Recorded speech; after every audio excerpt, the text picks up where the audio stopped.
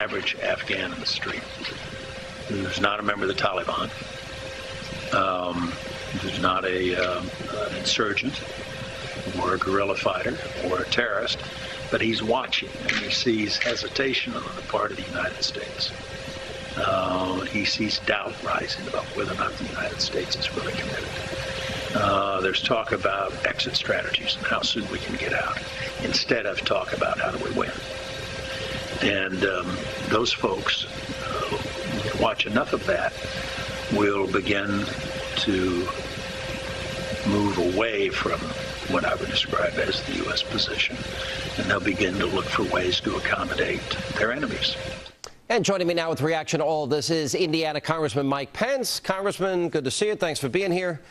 Sure, Sean. Now, Dick Cheney says, look, I begin to get nervous when I see the commander-in-chief making decisions apparently for what I describe as small p political reasons, where he's trying to balance the different competing groups in society. Now, that raises the question we've been raising all night. He didn't give General McChrystal the 40,000 troops. So was that 10,000 troop number given for his political base? Is that a fair question?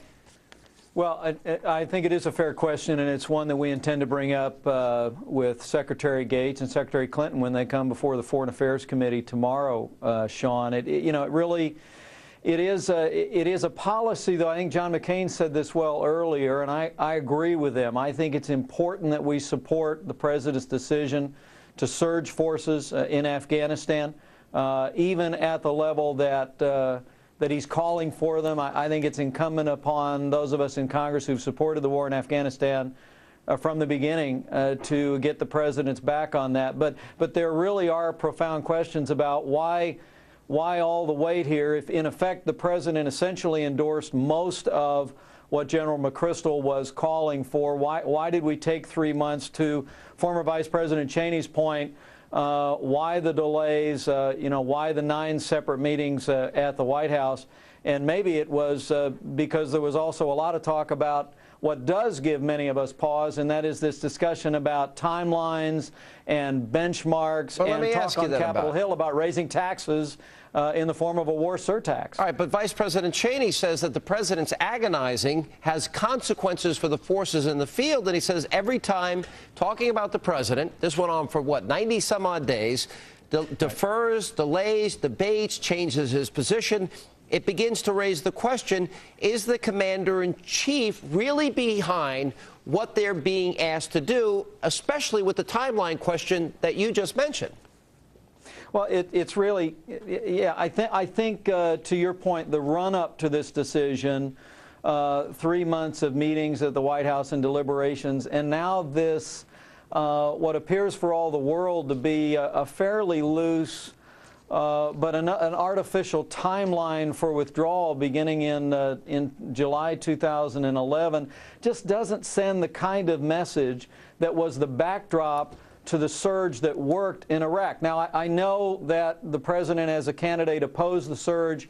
I know that candidate Barack Obama said that the surge in Iraq would actually make matters worse. Tonight was as close as he's ever come to acknowledging a surge strategy was successful. It was successful in Iraq. One of the reasons it was, as you know, Sean, is because President Bush went before the country in January 2007 and said, we are committed to winning the war in Iraq. He said to me personally, I've decided not to lose, and it was that constancy and the commitment of our soldiers that made the surge work there, and it'd make it work here. Well, then that goes back to Cheney's comments when he says that, all this talk about exit strategies and how soon we can get out, instead of the simple talk, which George Bush was involved in, which is, how do we win? I mean, to set a timeline for 18 months, aren't we telling our enemies to just wait us out and then it's all yours? We're out of there.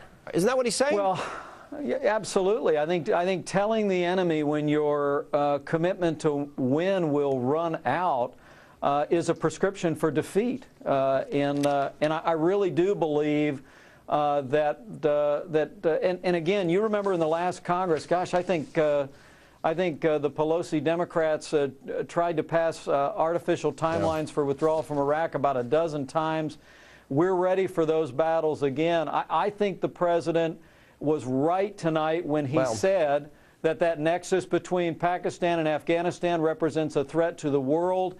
That means it ought to be worth more than an 18-month commitment by the United States. We ought to say we're in it to win it. I might surprise you, Congressman. I want to applaud the president tonight in one regard.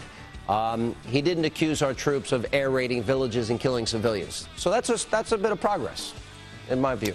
Anyway, good to see you, Congressman. Appreciate you being here. And coming up, let not your heart be troubled, our great